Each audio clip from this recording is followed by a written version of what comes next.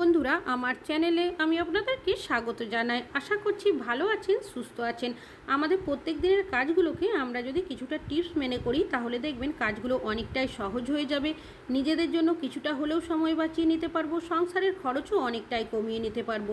তেমনই কিছু ছোট ছোট ইউজফুল টিপস আপনাদের কাছে শেয়ার করব। চলুন দেখে নেওয়া যাক আজকের প্রথম টিপসটা। প্রেসার কুকারে প্রত্যেকেই কিন্তু কম বেশি কোনো না কোনো রান্নাবান্না করে থাকি, যাতে করে গ্যাসের খরচ অনেকটাই কম হয়, এমনকি রান্নাটাও তাড়াতাড়ি হয়। তবে অনেক সময় দেখবেন জল যদি কোনো কারণে বেশি হয়ে যায়, সেক্ষেত্রে দেখা যায় প্রেসার কুকারে সাইড দিয়ে অনেকটাই জল বেরিয়ে যায় বা খাবার বেরিয়ে যায়, সেক্ষেত্রে রান্নাটাও তাড়াতাড়ি হয় না, এমনকি অনেক সময় সিটিও পড়ে না। তো আপনারা কিভাবে রান্না করবেন? এখানে নিয়েছি একটা প্রেসার কুকার, দিয়ে দিয়েছি বেশ কিছুটা পরিমাণের জল, আর এখানে আমি নিয়েছি ছোলার ডাল। ছোলার ডালটাকে আগে জল দিয়ে ভিজিয়ে রেখেছিলাম, ভালোভাবে ধুয়ে তারপরে এই ছোলার ডালটাকে এর মধ্যে দিয়ে দিলাম। এবার এই প্রেসার কুকারটাকে প্রথমে সাইডে সরিয়ে রাখছি, নিয়ে নিচ্ছি এখানে প্রেসার কুকারের ঢাকনার মধ্যে যে সিটিটা রয়েছে সেটাকে প্রথমে খুলে নেব। আর নিয়ে নিচ্ছি এখানে আমি সামান্য পরিমাণের সর্ষের তেল, আপনারা এখানে সাদা তেলেরও ব্যবহার করতে পারেন। এইভাবে করে আমি একদম সামান্য পরিমাণের সর্ষের তেল দিয়ে দেব। ঢাকনাটাকে উল্টো করে এইভাবে করে কিছুটা সর্ষের তেল এর মধ্যেও দিয়ে দেব। এবার আঙুলের সাহায্যে এইভাবে করে কিছুটা সাইডেও দিয়ে দিলাম। যখনই আপনারা প্রেসার কুকারে কোনো কিছু রান্না বান্না করবেন, এইভাবে যদি কিছুটা করে সর্ষের তেল দিয়ে দেন, সেক্ষেত্রে দেখবেন আমাদের প্রেসার কুকারের সিটিও ঠিকঠাক পড়বে, খাবারও কিন্তু সাইড দিয়ে বেরিয়ে যাবে না, তাছাড়া গ্যাসের খরচও অনেকটাই কম হবে। আমি প্রেসার কুকারের ঢাকনাটা লাগিয়ে দিচ্ছি। এবার এই ছোলার ডালটা সেদ্ধ করে আপনাদেরকে দেখিয়ে দেবো, তাহলে আপনারা নিজেরাই বুঝতে পারবেন। তো দেখতেই পাচ্ছেন সিটিও কিন্তু পড়ে গেছে, প্রেসার কুকারটা নোংরাও কিন্তু হয়নি, সাইড দিয়ে খাবারও বেরিয়ে যায়নি। এবার কিছু সেকেন্ড পর আমি ঢাকনাটাকে খুলেও আপনাদেরকে দেখিয়ে দিচ্ছি। তো দেখতেই পাচ্ছেন কতটা সুন্দর সেদ্ধ হয়েছে। আশা করছি আপনাদের এই টিপসটিও অনেক বেশি কাজে আসবে। ভালো লাগলে লাইক করবেন। এখন চলে যাচ্ছি পরবর্তী টিপসে। এখন যেহেতু বর্ষাকাল, আমাদের জামা কাপড় শোকাতে দেখবেন অনেকটাই অসুবিধা হয়। মাঝে মধ্যে বৃষ্টি হওয়ার কারণে আমাদের জামা কাপড় ঠিকভাবে শোকায় না। আর এই জামা কাপড় আমরা কোনোভাবে পাখার হাওয়া দিয়ে শুকিয়ে নিলেও জামা কাপড় থেকে দেখবেন একটা বাজে স্মেল কিন্তু ছাড়তেই থাকে। তখন সেই জামা কাপড় আমাদের কারোরই কিন্তু পরতে ইচ্ছা করে না। তবে যেহেতু বর্ষাকাল, আবারও এই জামা কাপড় আমরা ধুতেও পারবো না, সেক্ষেত্রে আপনারা কি করবেন? তো জামা কাপড়গুলোকে প্রথমে উল্টো করে নেবেন, তারপর নিয়ে নেবেন আপনারা পাউডার তো আমাদের প্রত্যেকেরই বাড়িতে রয়েছে। পাউডারটা এইভাবে করে জামা কাপড়ের মধ্যে ছড়িয়ে দেবেন। কিছুক্ষণ রাখার পর হাত দিয়ে এইভাবে একটু ঘষে নেবেন। তারপর এই জামা কাপড় আপনারা ভাঁজ করে যদি কিছুক্ষণের জন্য রেখে দেন, সেক্ষেত্রে দেখবেন জামা কাপড়ের মধ্যে যে একটা বাজে স্মেল বেরোতে থাকে, সেই স্মেলটা কিন্তু খুব সহজেই চলে যাবে। আশা করছি আপনাদের এই টিপসটি অনেক বেশি কাজে আসবে। ভালো লাগলে লাইক করবেন। এখন চলে যাচ্ছি পরবর্তী টিপসে। আমাদের প্রত্যেকেরই বাড়িতে কম বেশি হয়ে থাকে, তবে রুটি করার পর আমরা অনেকেই হটপটের মধ্যে বা কোনো কন্টেনারের মধ্যে গরম রুটি ঢাকা দিয়ে রেখে দিই। এর ফলে দেখা যায় তলার যে রুটিটা থাকে সেটা গরম বাষ্পের কারণে অনেকটাই ভিজে যায়, যার কারণে অনেক সময় রুটিটা ছিঁড়েও যায়। আর এইভাবে রুটি ভিজে গেলে অনেকেই কিন্তু সেই রুটি খেতেও চায় না। তবে আপনারা যখনই গরম রুটি রাখবেন হটপট বা কোনো কন্টেনারের মধ্যে, কিভাবে রাখলে তলার রুটিটা এভাবে ভিজেও যাবে না বা ছিঁড়েও যাবে না, চলুন দেখে নেওয়া যাক। তো আমি এখানে নিয়েছি একটা কন্টেনার, আপনারা হটপটও ব্যবহার করতে পারেন। এবার নিয়ে নিতে হবে একটা কিচেন টাওয়াল বা একটা সুতির পরিষ্কার কাপড়, তারপর এইভাবে করে বিছিয়ে দেবেন। রুটি সেঁকে নেওয়ার পর আপনারা এর ওপরে রুটিটাকে এইভাবে করে দিয়ে দেবেন। এইভাবে যদি আমরা রুটিগুলো সেঁকে নেওয়ার পর রাখি, সেক্ষেত্রে দেখবেন গরম যে বাষ্পটা থাকে সেটা কিন্তু আমাদের পাত্রের তলার দিকে বা হটপটের তলার দিকে থাকবে না, কিচেন টাওয়াল অ্যাবজর্ব করে নেবে, আর রুটিগুলো ভিজেও যাবে না, এমনকি ছিঁড়েও যাবে না, আর তলার রুটিটা কিন্তু আমরা আবারও খুব সহজে খেতে পারবো। আশা করছি আপনাদের এই টিপসটিও অনেক বেশি কাজে আসবে। ভালো লাগলে লাইক করবেন। এখন চলে যাচ্ছি পরবর্তী টিপসে। এই বাড়িতে ডাইনিং টেবিল, টি টেবিল বা স্টাডি টেবিল রয়েছে, তবে টেবিলের যে পায়াগুলো থাকে, পায়ের মধ্যে অনেকেরই দেখা যায় রাবার দিয়ে লাগানো থাকে। তবে এই রাবার যদি নষ্ট হয়ে যায়, সেক্ষেত্রে দেখা যায় এই টেবিলগুলো যখন আমরা কোনো কারণে একটু এইভাবে সরিয়ে থাকি, সেক্ষেত্রে দেখা যায় আমাদের মেঝের মধ্যে একটা দাগ পড়ে যায়, তাছাড়াও বাজে একটা শব্দ কিন্তু ছাড়তে থাকে। তো আপনারা কি করবেন? নিয়ে নেবেন জলের যে জারের ঢাকনাগুলো হয় সেগুলো, আমি সাইড থেকে এইভাবে করে কেটে নিয়েছি। আপনাদের যদি এই ধরনের ঢাকনা না থাকে তাহলে আপনারা যে কোনো কৌটোর ঢাকনাও এখানে ব্যবহার করতে পারেন। তবে আমার যেহেতু জারের ঢাকনা রয়েছে সেগুলো আমি ব্যবহার করেছি। এবার এইভাবে করে আমি একটা পায়া তুলে এই ঢাকনাটাকে লাগিয়ে নিচ্ছি। ঠিক একইভাবে আরও যে 3টে পায়া রয়েছে টেবিলের তার মধ্যে ঢাকনাগুলো লাগিয়ে নিয়েছি। এবার যদি আপনারা এই টেবিলটা কোনো কারণে সরিয়ে থাকেন বা ঘর পোছার সময় সরান, সেক্ষেত্রে দেখবেন মেঝের মধ্যে কোনো দাগও হবে না, বাজে শব্দ উঠবে না। আশা করছি এই টিপসটা আপনাদের অনেক বেশি কাজে আসবে। ভালো লাগলে লাইক করবেন। এখন চলে যাচ্ছি পরবর্তী টিপস। এখানে নিয়েছি বেশ কিছুটা দুধ আমাদের প্রত্যেকেরই বাড়িতে কম বেশি নিয়ে আসা হয়ে থাকে। তবে অনেক সময় দেখবেন কিছুটা দুধ ব্যবহার করার পর কোনো কারণে যদি বাকি দুধটা আমরা ব্যবহার করতে না পারি, সেক্ষেত্রে আমরা কি করি, ফ্রিজের মধ্যে এই দুধটাকে কিন্তু তুলে রাখি।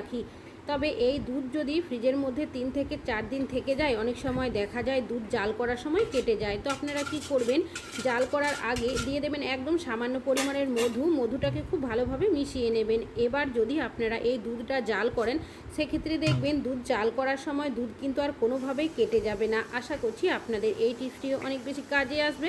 ভালো লাগলে লাইক করবেন। এখন চলে যাচ্ছি পরবর্তী টিপসে। নিয়েছি বেশ কিছুটা মাছ আমাদের প্রত্যেকেরই বাড়িতে কম বেশি নিয়ে আসা হয়ে থাকে। তবে দেখবেন যখন এই ধরনের ছোট মাছ নিয়ে আসা হয়, সেই মাছ ভাজতে গিয়ে অনেক সময় দেখবেন গরম তেল হাতের মধ্যে ছিটে আসে।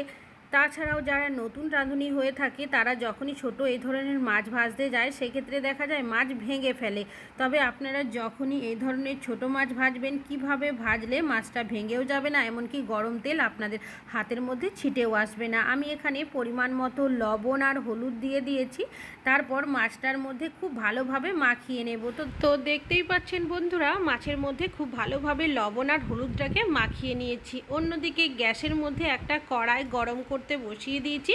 এর মধ্যে দিয়ে দিচ্ছি আমি পরিমাণ মতো তেলটা যখন হালকা গরম হতে শুরু করবে, তখন আমি এর মধ্যে দিয়ে দেব সামান্য পরিমাণের লবণ। তারপর লবণ আর তেলটাকে খুব ভালোভাবে আমি এইভাবে খুন্তির সাহায্যে মিশিয়ে নেব।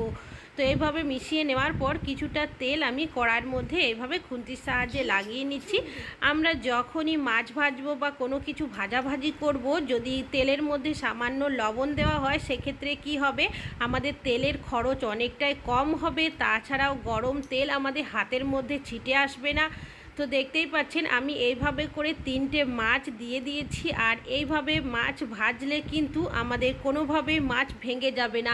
যদিও অনেকে ভেবে থাকেন যে মাছ যদি একসাথে 3-4টে দেওয়া হয় ভেজে যায়, তো কিছু সেকেন্ড এইভাবে রেখেছিলাম, খুন্তির সাহায্যে এইভাবে করে মাছগুলোকে উল্টো করে নিচ্ছি। আর দেখতেই পাচ্ছেন মাছটা কতটা সুন্দর ভাজা হয়েছে। আপনারা যখনই মাছ ভাজবেন তেলটাকে খুব ভালোভাবে গরম করবেন, তারপর মাছগুলো দিয়ে এইভাবে করে উল্টো পাল্টা করলেই দেখবেন খুব সহজেই মাছগুলো ভেজে নিতে পারবেন। এমনকি মাছ কড়াইয়ের মধ্যে লেগে যাবে না, মাছ ভেঙেও যাবে না। আশা করছি আপনাদের এই টিপসটি অনেক বেশি কাজে আসবে। সব মাছগুলো আমি ভেজে আপনাদেরকে দেখিয়ে দিচ্ছি। বন্ধুরা, সব মাছগুলো আমার ভেজে নেওয়া হয়ে গেছে, আর একটা মাছও কিন্তু ভেঙে যায়নি। এইভাবে যদি আপনারা মাছ ভেজে নেন, সেক্ষেত্রে মাছগুলোও ভাঙবে না, গরম তেলও হাতে ছিটে আসবে না, তেলের পরিমাণ অনেকটাই কম লাগবে। এখন চলে যাচ্ছি পরবর্তী টিপসে। এখানে একটা চিরুনি, আমরা চিরুনি দিয়ে প্রত্যেকেই কিন্তু চুল ছাড়িয়ে থাকি। তবে বেশ কিছুদিন চুল ছাড়ানোর ফলে দেখবেন চিরুনির মধ্যে অনেকটাই নোংরা জমে যায়। তাছাড়াও অনেক সময় আমরা যদি কারো বাড়িতে ঘুরতে যাই আত্মীয় স্বজনের, সেক্ষেত্রে অনেক সময় কি হয়, চিরুনি যদি নিয়ে যেতে ভুলে যায়, অনেকে কিন্তু আমরা অন্যের চিরুনি ব্যবহার করতে পছন্দ করি না। কেন কি, অনেকেরই মাথার মধ্যে নানা ধরনের সমস্যা থাকতে পারে। তাছাড়াও চুলের নানা সমস্যা থাকার কারণে আমরা পছন্দ করি নিজের চিরুনি ব্যবহার করতে। তবে যদি ভুলে যায়, সেক্ষেত্রে কিন্তু অন্যের চিরুনি ব্যবহার করতে হয়। তো তখন কিন্তু আপনারা একটা কাজ করে নিতে পারেন। আমি এখানে নিয়েছি একটা প্লাস্টিক, আপনারা যে কোনো প্লাস্টিক এখানে নিতে পারেন। মাপ করে এইভাবে করে একটা প্লাস্টিকের টুকরো করে নিয়েছি।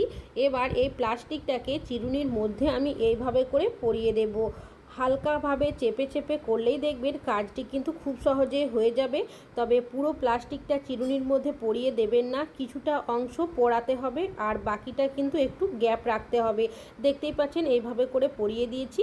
এবার আপনারা যখনই এই চিরুনি দিয়ে চুল ছাড়াবেন, দেখবেন চুলগুলো কি হবে, এইভাবে প্লাস্টিকের ওপরেই থাকবে।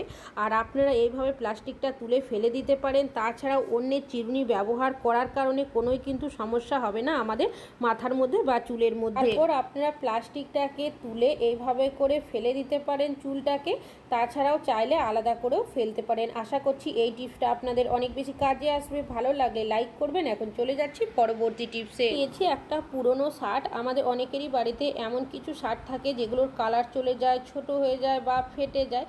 সেক্ষেত্রে দেখবেন এই পুরনো শার্টগুলো আমরা কিন্তু কেউই আর ব্যবহার করি না। তো এই শার্টগুলো কিভাবে ব্যবহার করবেন, আমি শার্টটাকে প্রথমে এইভাবে করে উল্টো করে নিয়েছি, দেখতেই পাচ্ছেন। এবার শার্টের যে তলার সাইডটা রয়েছে এইভাবে করে কুচির মতো করে নেব। এবার এটাকে আটকানোর জন্য নিয়ে নিয়েছি এখানে একটা রাবার ব্যান্ড দিয়ে 3 থেকে 4 বার এইভাবে পেঁচিয়ে দিলেই খুব ভালোভাবে আটকে যাবে। এবার এই যে শার্টটা রয়েছে আমি এইভাবে করে সোজা করে দিচ্ছি। তো দেখতেই পাচ্ছেন এইভাবে সোজা করে নিয়েছি। এবার শার্টের যে হাতাগুলো রয়েছে সেগুলো আমি কি করব, এইভাবে করে ভেতরের দিকে ঢুকিয়ে দেব। আপনারা চাইলে হাতাগুলো সাইডে রেখেও দিতে পারেন, তবে দেখতে যাতে ভালো লাগে যার কারণে আমি কিন্তু শার্টের হাতাগুলো এইভাবে করে ঢুকিয়ে দিয়েছি। এবার নিয়ে নিয়েছি এখানে একটা হ্যাঙ্গারটা আমি এইভাবে করে শার্টের মধ্যে পরিয়ে দেব। এবার আপনারা কি করবেন, শার্টের ওপরের যে বোতামগুলো রয়েছে একটা বা দুটো এভাবে করে লাগিয়ে নেবেন। ঠিক একইভাবে নিচের সাইডেরও 1 থেকে 2টো বোতাম এভাবে লাগিয়ে দিতে হবে। আর এটা কিন্তু দেখতে ঠিক এরকম হয়েছে। তো এটা আমরা কি কাজে ব্যবহার করব চলুন দেখে নেওয়া যাক। এই শার্টটাকে দরজার পিছনের সাইডে এইভাবে হ্যাং করে দিয়েছি। আর নিয়ে নিচ্ছি এখানে একটা পুরনো খাতা, আপনারা যে কোনো কার্টনের টুকরো নিতে পারেন, এইভাবে তলা সাইডে দিয়ে দিয়েছি। এবার আমাদের বাড়িতে যে রেগুলার পরা জামা কাপড় থাকে সেগুলো এর মধ্যে রেখে দেব। আমাদের প্রত্যেকবার সম্ভব হয় না যে আলমারি খুলে তারপর জামা কাপড় বের করা, তো যেগুলো আমরা রেগুলার জামা কাপড় পরে থাকি এর মধ্যে রেখে দিতে পারি। বিছানার যে চাদর থাকে সেগুলো, বালিশ কভার সব কিন্তু রাখতে পারবো। এর মধ্যে কিন্তু অনেকটাই জায়গা রয়েছে। তাছাড়াও আমাদের সব সময় সম্ভব হয় না আলমারির মধ্যে সমস্ত কিছু জিনিসপত্র রাখার। অনেকেরই আলমারি ছোট থাকে, সেক্ষেত্রে যেগুলো রেগুলার ব্যবহার করি সেই সকল জামা কাপড় আমরা এর মধ্যে রাখলে কোনোই কিন্তু অসুবিধা হবে না। তাছাড়াও নোংরাও বসবে না। আমরা যদি এইভাবে করে বোতামগুলো লাগিয়ে রেখে দিই, যখন প্রয়োজন হবে এখান থেকে বের করেও নিতে পারবো। বিশেষ করে ছোট বাচ্চাদের জামা রাখলে কিন্তু অনেকটাই সুবিধা হবে। বন্ধুরা, আশা করছি আপনাদের এই টিপসটিও অনেক বেশি কাজে আসবে। ভালো লাগলে লাইক করবেন। এখন চলে যাচ্ছি পরবর্তী টিপসে। একটা সুতির কাপড়ের টুকরো, আপনারা যে কোনো সুতির কাপড় নিতে পারেন, তবে অবশ্যই কিন্তু কাপড়টাকে ভালোভাবে পরিষ্কার করে শুকিয়ে নেবেন। দিয়ে দিচ্ছি 1 চামচের মতো হলুদের গুঁড়ো। আর নিয়েছি এখানে 3টে শুকনো লঙ্কাটাকে এইভাবে করে টুকরো করে এই হলুদের মধ্যে দিয়ে দেব। তারপর এই কাপড়টাকে ভালোভাবে আমি এইভাবে মুড়িয়ে নেব। তারপর এখান থেকে কি করব, আমি 2টো গিঁট দিয়ে দেব যাতে করে হলুদ আর শুকনো লঙ্কাটা কোনোভাবে বাইরে বেরিয়ে না যায়। এবার এই যে একটা পুটলি তৈরি করলাম সেটা আমরা কোথায় কি কাজে ব্যবহার করব চলুন দেখে নেওয়া যাক। বাড়িতে কম বেশি নিয়ে আসি ভাত রান্না বান্না করার জন্য, তবে যেখান থেকে চাল নিয়ে আসি তারা চালটা ভালো রাখার জন্য নানা ধরনের ওষুধ, কেমিক্যাল, পাউডার ব্যবহার করে। এই চাল আমরা যখনই বাড়িতে নিয়ে আসি অনেক সময় দেখবেন বেশ কিছুদিন যদি থেকে যায় চালের মধ্যে পোকা ধরে যায়, অনেক সময় চালের মধ্যে দোলাও পেকে যায়। তবে আপনারা যখনই বাড়িতে চাল নিয়ে আসবেন, চাল রাখবেন কিভাবে রাখলে চালের মধ্যে কোনোভাবে পোকা ধরবে না। তো যে পুটলিটা বানিয়েছি সেই পুটলিটা এই চালের মধ্যে এভাবে করে দিয়ে দেব।